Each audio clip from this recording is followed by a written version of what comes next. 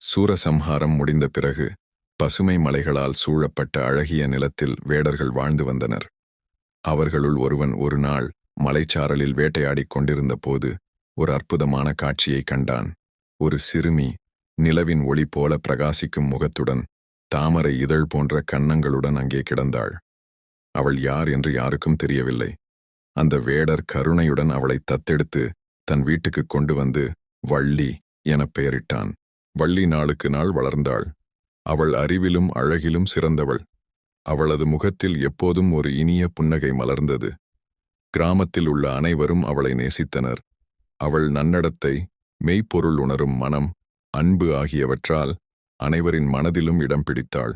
அவள் இளம் வயதுக்கு வந்தபோது கிராம வேடர்கள் அவளுக்கு வயல்வெளிகளை காக்கும் பொறுப்பு கொடுத்தனர். ஒவ்வொரு காலையும் சூரியன் உதிக்கும் நேரத்தில் அவள் வயலுக்குச் சென்று பறவைகள், மிருகங்கள் தானியங்களை தின்ன வராமல் விரட்டிக் காத்தாள். அந்த வேளையில் முருகன் வள்ளி அடையும் பொருட்டு உலகம் முழுவதும் சுற்றி வந்தார். தூரத்திலிருந்தே வள்ளியின் அழகைக் கண்டு மயங்கினார். அவளை அணுக விரும்பிய முருகன் உடனே ஒரு வேடனாக மாறி அவளிடம் சென்றார். அம்மா, நான் வேட்டையாட வந்த வேடன். இந்த பகுதிகளில் ஏதாவது மிருகங்கள் தெரிந்ததா என மிதமான குரலில் கேட்டார். வள்ளி சில நொடிகள் அவரைக் கண்டு திகைத்தாள்.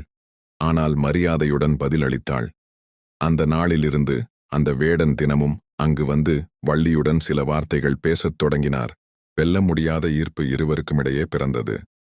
வள்ளிக்கு அவர் பேசும் சுவை புதிதாய் தோன்றியது. முருகனோ அவளின் கண்ணின் சிரிப்பில் மயங்கினார்.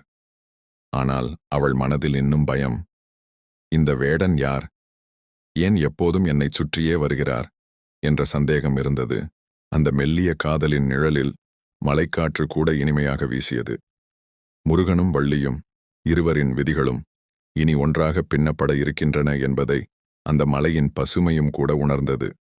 நம்முடைய வீடியோக்களை காணும் நண்பர்கள் ஏஐ தமிழ் என்ற சேனலை சப்ஸ்கிரைப் செய்து எங்களை ஊக்குவிக்கும்படி கேட்டுக்கொள்கிறேன்.